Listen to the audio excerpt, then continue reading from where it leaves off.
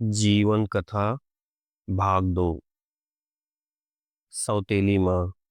Nancy की मृत्यु के बाद थॉमस और बालक लिंकन कृषि कार्य में व्यस्त हो गए। खेती के सभी परंपरागत तरीके अपनाए गए। पैदावार और आमदनी दोनों बढ़ी, लेकिन परिवार अव्यवस्थित हो गया। थॉमस ने महसूस किया कि अभी दोनों बच्चे छोटे हैं, गृहस्थी की गाड़ी खींचनी मुश्किल है। उसी समय उन्हें अपनी पूर्व प्रेमिका की याद आई। वह केंटुकी में रह रही थी। उसका नाम सारा था। किशोरावस्था में थॉमस और सारा दोनों एक दूसरे को चाहते थे, लेकिन थॉमस की शादी नैन्सी से हो जाने के कारण सारा के साथ उनके प्रणय संबंध समाप्त हो गए थे। उधर थॉमस की शादी हो जाने के बाद सारा ने भी जॉनसन नामक डेप्थ से शादी कर ली थी। इधर थॉमस की पत्नी नैन्सी की मृत्यु हुई। उधर सारा के पति जॉनसन की भी मृत्यु हो गई। थॉमस सारा से संपर्क करने के लिए केंटुकी आए। यहाँ आने पर पता लगा कि जैसे थॉमस को एक पत्नी की आवश्यकता है, उसी प्रकार सारा को भी पति की आवश्यकता है। दोनों ने आपस में शादी कर ली। इस प्रकार सारा जॉनसन सारा थॉमस लिंकन बन गई। दोनों को अपना पुराना प्यार मिल गया। थॉमस सारा को लेकर इंडियाना आ गए। सारा अकेले नहीं, वरन अपने साथ पूर्व पति के 3 बच्चे भी लाई। इस प्रकार थॉमस के घर में बच्चों की संख्या 5 हो गई और लिंकन को सौतेली माँ मिल गई।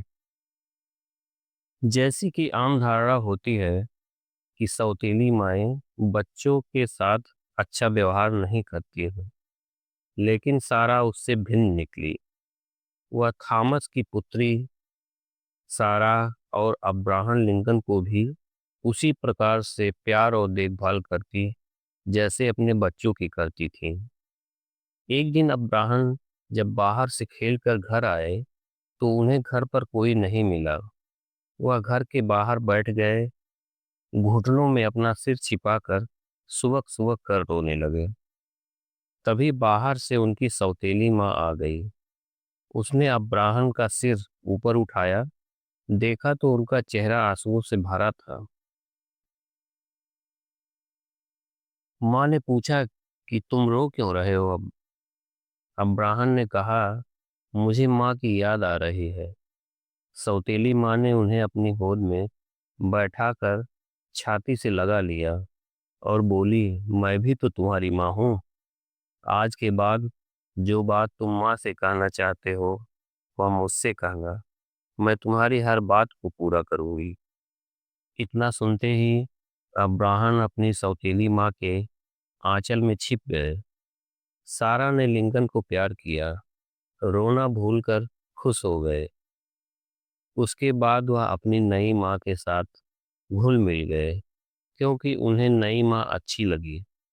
सारा के साथ ही थॉमस का घर भी व्यवस्थित हो गया। इससे पहले इस शेड का एक हिस्सा खुला रहता था, जिससे बर्फीली हवाएं पूरे घर में घुस जाती थी। अब इस हिस्से को भी लकड़ी से बंद कर दिया गया। फर्श ठीक किया गया, दरवाजे लगाए गए, बच्चों के लिए एक नया सेट बनाया गया। सब काम में सारा और अब्राहम सभी ने हाथ बटाया। बालक लिंकन को भी घर अच्छा लगने लगा था। स्कूली शिक्षा। लिंकन की नई माँ समझदार निकली। उनकी प्रेरणा, विश्वास और समर्पण के कारण थॉमस के पांचों बच्चे क्रॉफर्ड स्कूल में जाने लगे। यह स्कूल घर से 1 मील की दूरी पर था। अभी तक अब्राहम कुछ अक्षर ज्ञान ही कर पाए थे कि 3 माह में ही क्रॉफर्ड स्कूल बंद हो गया। उन दिनों इंडियाना में कोई सरकारी स्कूल नहीं था। कुछ उत्साही लोग खाली समय में कुछ समय के लिए स्कूल खोलकर बच्चों को पढ़ाते थे। लेकिन व्यस्त होने पर कुछ दिन बाद स्कूल बंद कर देते थे। इस प्रकार से यह मौसमी स्कूल होते थे। लिंकन फिर से स्कूल विहीन हो गए। घर से 4 मील की दूरी पर एक डोर्सी महोदय का स्कूल था। लिंकन अपनी बहन साराह के साथ इस स्कूल में जाने लगे। स्कूल का रास्ता घने जंगलों से होकर गुजरता था।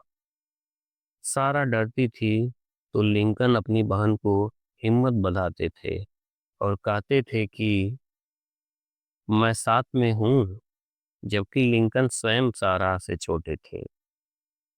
डोर्सी के स्कूल में जोर जोर से बोलकर पढ़ाने की परंपरा थी। अतः 1 मील पहले से ही पता लग जाता था कि डोर्सी का स्कूल कहाँ पर है।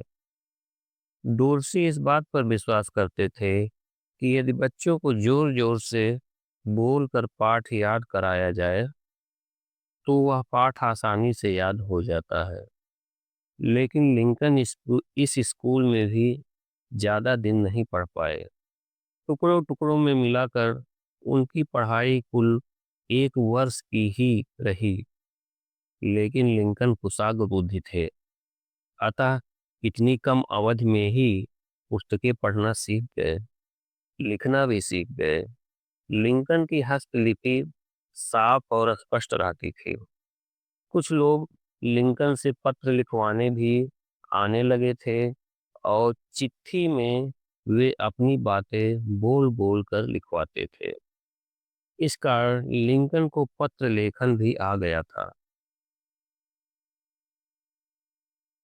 कुछ लोग कहते थे कि लिंकन के हाथ और उनकी लिखावट लिंकन को मशहूर कर देंगे।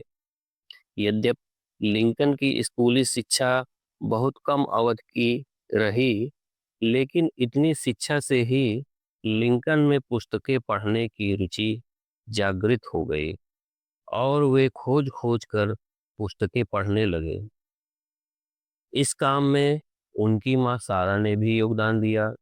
सारा जब थॉमस के साथ आई थी तब वह एक छोटा सा वाचनालय भी साथ लाई थी, जिसमें सिंदबाद का जहाजी, Robinson Crusoe, Bible, Aesop's, fables, the Pilgrim's Progress आदि की पुस्तकें थीं।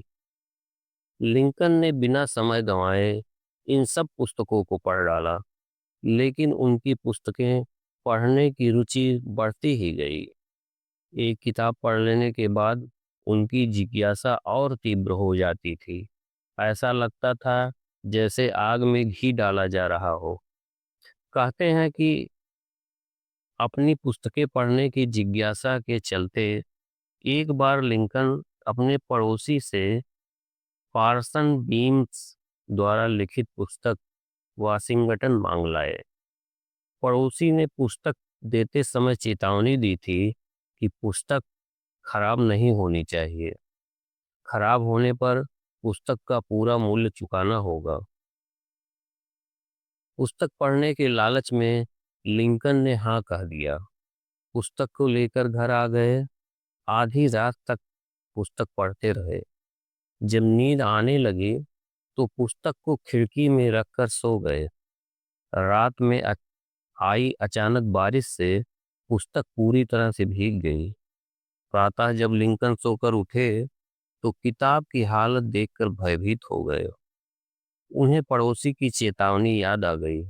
वह डरते डरते पड़ोसी के घर पहुंचे और बोले, क्षमा कीजिए महोदय, मुझसे अपराध हो गया है। मेरी मूर्खता के कारण यह पुस्तक पानी में भीग गई है। उन्होंने पानी से भीगी हुई पुस्तक वापस करनी चाहिए। पड़ोसी ने पुस्तक वापस लेने से इनकार कर दिया। उसने किताब का मूल्य मांगा, लेकिन लिंकन के पास पैसे नहीं थे। उन्होंने पड़ोसी से कहा कि वे मूल्य के बदले उनसे मजदूरी करा लें। पुस्तक के मूल्य के बदले लिंकन को अपने पड़ोसी के खेतों में 3 दिन तक घास काटनी पड़ी। तब जाकर किताब का मूल्य चुकता हो पाया। 3 दिन बाद लिंकन को दोहरी खुशी हुई। एक तो अब किताब उनकी स्वयं की हो गई थी और दूसरे वे पड़ोसी के ऋण से मुक्त हो गए थे। अपनी 15 वर्ष की उम्र तक लिंकन को जब भी मौका मिलता, वे पढ़ने से नहीं चूकते थे। गुणा भाग जोड़ घटाने का काम वे करते रहते थे। महान व्यक्तियों द्वारा बिना किसी सहायता के निरंतर श्रमसाध्य प्रयत्नों के समान ही लिंकन का यह भी प्रयास था। पढ़ाई के शुरुआती वर्षों में लिंकन ने बेंजामिन फ्रैंकलिन की आत्मकथा, वाशिंगटन की जीवनी आदि पढ़ डाली। लिंकन को सबसे ज्यादा ग्रीमसा द्वारा लिखित पुस्तक संयुक्त राज्य का इतिहास पसंद आई। पुस्तक को पढ़कर लिंकन के मन में दास प्रथा के प्रति तीव्र घृणा पैदा हुई। इसी में ग्रीमसा का चर्चित वाक्य दास प्रथा लालच और आधारहीनता का चरमोत्कर्ष है लिखा था।